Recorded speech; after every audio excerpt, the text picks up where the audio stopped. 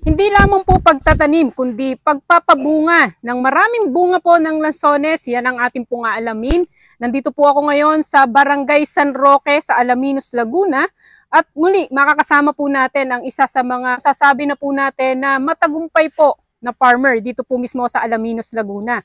Tawagin po natin si Sir Romel Aberion. Sir, pakisamahan niyo po ako dito sa inyong puno ng lansones. Magandang hapon, Miss Cheche. Ayan, magandang araw. Si Sir Romel po ay nakapanayam na natin siguro ay mga 3 years ago, 4 years ago. 4 years. 4 years ago. Hindi dito sa farm na to, no? Sa San Gregorio. San Gregorio, Alaminos, Laguna. Ngayon po ay nandito kami sa Barangay San Roque naman sa isang farm ni Sir Romel. Ayan. Sir, nung una, ang kwento nyo sa akin ay mula sa 200 trees. 200 na seedlings.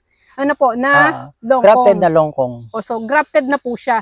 Ngayon, mga ilang puno na po ang nakatanim niyo? Yung pong namumunga na po. Almost 2,000 na yan.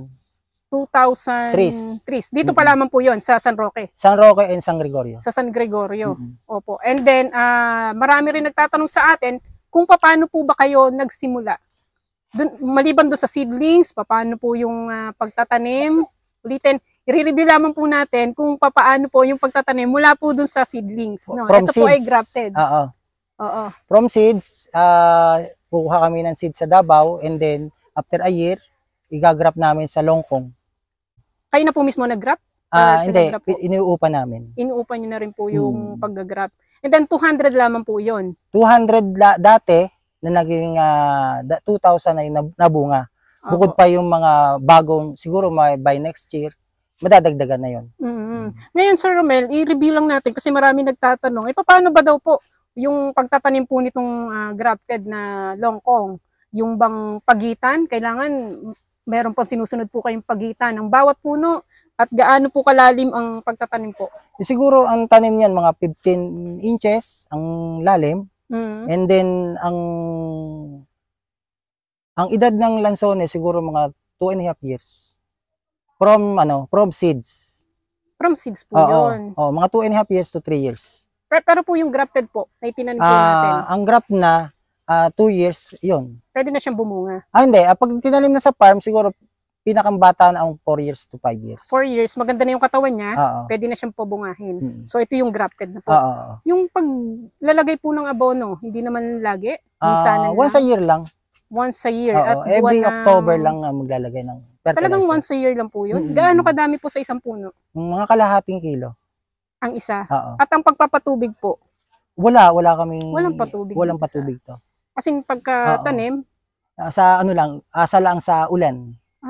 So talagang hindi siya alaga sa dilig? Hindi. Tapos once lang, every October, gaano kadami po sa isang puno ang mga 500 grams. Kalahating kilo. Regardless po yung kung anong edad po ng puno? Oo naman. Pagka ganito, pwede mong bigyan siya ng mga 750 grams. Kahit na ano pong edad niya? Wala namang hindi naman po siya nasusunog or wala pong nagiging problema sa mga... Hindi naman, pagka ganun. Huwag lang sadyang malimit. So wala na siyang, hindi nyo na po siya binobombahan or nisprayan ng mga pabulaklak? Hindi. Wala na. Fertilizer lang po. Ito po yung complete fertilizer. At yung po palang tanong namin ay bakit po longkong?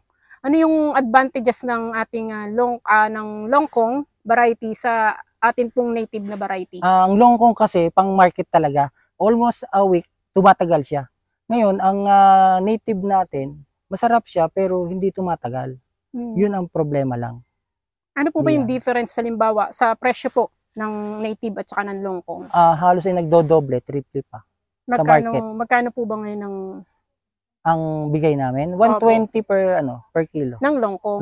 Sa farm gate price na po yun. Sa labas? Pag lumabas na siya? Hindi ko alam kung magkano ngayon ang sila na po nagbebenta nun, so hindi niyo na po control. Hindi alam. Pero last year, ang bigay namin ng longkong is 115, pinakang mura. Itong longkong lansones, wala po siya pinipiling klima? Or... Parang meron din dito kasi sa Alaminos, parang napansin ko, parang ang dami pong naglalansones, Sa parting north wala Oo, parang dito talaga sa Alaminos, dito lang sa atin. Meron din. Kasi malamig dito. Sa north, mainit. So baka yun ang pinipili nilang lugar. klima? Oo.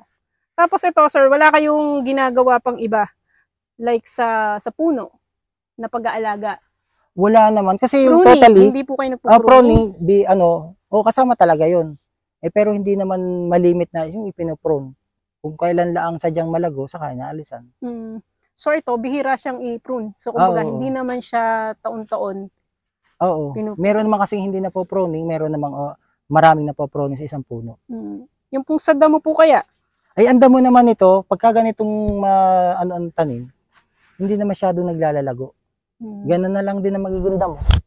So ano din yung ano no, yung mga damo ay okay lang po yung mga ganyang katataas. Oo. Na damo. Kasi hindi naman maganda rin sa halaman yung masyadong linis na linis. Yung iba po kasi napapansin ko, nililinisan nila yung ano, yung mga katawan ng lansones. Lansones. Yung po ba'y advisable din po? Ang nangyari kasi nagpakayod kami ng puno, parang nawala ang bunga yung susunod na year. Parang tumampo siya. Kasi hindi mo naman nakikita yung mga butong dyan, nakakayod. Dumadating din naman sa panahon na yung bagang maraming talip-tip to. Pero ito, tinan mo, bumalik siyang na medyo makinis. Oo, kasi kung titingnan, kung nakikita sa atin sa camera, maraming may mga, ano ba to? Anong tawag dito sa Ramel? Yung mga talip-tip na ganito? Mga talip-tip. Oo. Talip-tip naman ang tawag dito. Natatanggal yung yung mga... Baka yung papasibol. Oo. Hindi mo naman kita pa yun. Na bulaklak. So, hindi siya advisable din pala. Mas maganda pa nga i-spray na lang kung tutuusin Pang-spray. Ano pong pang-spray? Kung ano mga, pwedeng kasi ang ginagamit namin, spray sa halaman, merong Marshall, merong Solomon, iba't ibang ginagamit namin. Pag longkong ba, halimbawa niyan, Sir Romel, wala kayong nagiging problema sa yung mga insekto or peste na maaring umatake sa kanya during time na ganito po yung... Kalimitan kasi, mga lang, yung ito, namumutok. Yan, nabubulok ng gana kasi yung iba. So, na-over na ang ripe. Tinutuktok ng ibon, kaya iba putok na. Pag ganyan, hindi naman na, yung iba ay nilalagyan nila ng net. Sabi nila parang protection daw sa ibon or kaya kung ano mang hayop na manginginain. Dito ba wala pong problema sa mga ibon, sa mga nanginginain po? Ay bayaan mo nang makatikim naman kahit papaano ibon. Yung ibon, wag lang yung yung kanina may sinasabi kayo sa akin, walang nagnanakaw. Oo. Meron lang magsasako. Parang mas malala yung magsasako Di ba dalawang klase? Oo, ang maghahalaman? Sabihin niyo na yan, Sir Romel. Farmer at saka magsasako. Yung magsasako. Si Sir Romel ay maghahalaman. At yung isa ay magsasako. So mas grabe yung magsasako. Bahala na po kung ano. Pero Sir Romel, tanong pa. Mula sa pagkabulaklak, syempre, October, maglalagay kayo ng pataba. Oo. Kailan sisibol ang bulaklak? I-expect natin na sumibol yung bulaklak. Mga buwan ng May, ganun. May makikita ka ng mga butig na gaganan, maliliit. Tapos ilang buwan po? Pagdating ng mga June, mga end of June. Meron na siyang gamunggo. Wala pa. Wala pa. Matagal. Mabubulaklak pa lang, hahaba pa lang yun. Tapos yung gamunggo sinasabi, matatanggal muna yung pagkabulaklak niya. Oo, tapos yung kulay yellow. Bago pa siya lumaki ng ganito. Oo, itong buwang ito. Oo. October.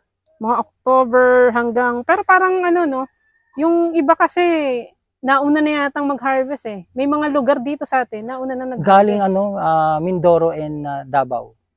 Ang Lanzones. Ang Lanzones na yan. Kasi merong iba, nauna na. Kaya sabi ko, sa Alaminos, ngayon pa lang, nag-i-start. Laging huli ang longkong. Hindi sumasabayan sa native. Paano pong ginagawa niyo dito, Sir Romel? Yung pagkaganitong harvest season na, kayo po nag-harvest or pinapapakyaw niyo na po? Hindi, may tauhan kami nag-harvest. Gusto ko yung... Tao nyo na po mismo. Available po ba kayo or pwede po kayo sa sa mga pick and pay? Meron din po kasi mga nagtatanong kung pwede daw po ba ang pick and pay. Doon sa una nating interview. Oo. Pwede rin naman siguro na ganun. Sino pong pwedeng kontakin? O di ako na lang. Hindi po, sir. Baka pwede nyo i-invite sila or kayo number nyo po, ibigay nyo. Yung number ko? Or Facebook kaya. Baka pwede naman sa Messenger. Oo, sa Messenger. Yung Hacienda de Libis. Ayun. Pwede niyo po makontak doon si Sir Romel. And seedlings, ang dami nagtanong sa atin. Saan po makakakuha ng seedlings? Sa akin, kaso ngayon, paubos na. By next year na uli, madami. Ayun. Magkano po kaya ang... 350 ang benta ko ng longkong. Grafted na yun. Oo. At pwede na siyang mamunga Sa loob ng 4 to 5 years. 4 to 5 years. Longkong na po iyon. Ayan. At syempre, tawagan din natin, isa sa mga pinagkakatiwalaan. Alam niyo po ba kung ba't ganito kagaganda? Yung mga bunga ng lansones ni Sir Romel dito sa Barangay San Roque. Ay meron po siyang pinagkakatiwalaan po ditong tao. Tawagin natin si Sir Serapin. Ayan, sir. Ikaw daw. Oh. Sama po kayo sa amin dito. Malis naman sa... Ayan, sir. Ito. Tanungin po natin si Sir Serapin. Anong nickname niya, sir? Apin. Apen. Ayan, si Sir Apen. Sir Apen, paano niyo po ginawang ganito po kagaganda yung mga bunga po ng lansones? Ay, sa pag-aalaga lang po, yung hindi nagsusukal habang siya maliit. Tamis oh. Alaga ng linis ang puno. Hanggang siya lumaki ng ganyan, hindi nakakabaga ng bagid. Kaya sila nasa layaan ng ganyan. Tapos yung mga suloy na ganito, tinatanggal ito mga ganito suloy. Habang siya maliit pa. Yung mga mula sa pinagdugsungan, sa ibaba ng pinagdugsungan, tatanggalin yung mga suloy. Yung mga langgam-langgam. May mga langgam po kasi sigurado matamis yung lansones kasi talaga kung may mga langgam. So hindi naman po may iwasan yon. Yung ganung bagay, hindi na po hindi na kayo nag-i-spray ng ng langgam, pantaboy. Hinayaan nyo na po para sigurado talagang matamis yung lansones. May nag-aalaga. May nag-aalaga kasi si Sir Serapin, ang kwento niya sa akin kanina, siya yung talagang mula nung itanim. Tama po. Siya so, nagtanim. Ilang taon na Sir Romel sa inyo si Sir Apen? Oo. Apen, ilang taon ka na?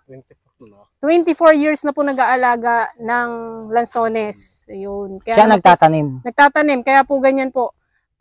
Kung meron kayong mga gustong itanong, pwede nyo pong i-message si Sir Romel. Sir Romel, ayun.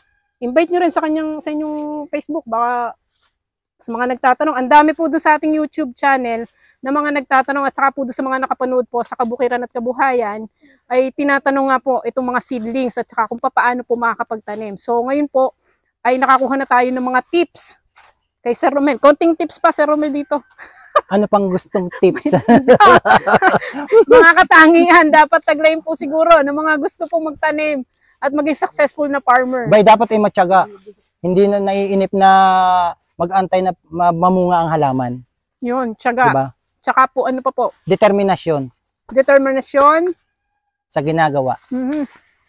At bukod po kasi sa kapital, yung puhunan, ngayon, mayroon pa rin mga katangian. Oo, kami kasi, hindi kami masyadong namumuhunan dahil sa amin ang gagaling ay tinatanim. Hindi tulad ng ibang farmer, bibilhin pa nila, kaya lumalaki ang expenses lalo nila.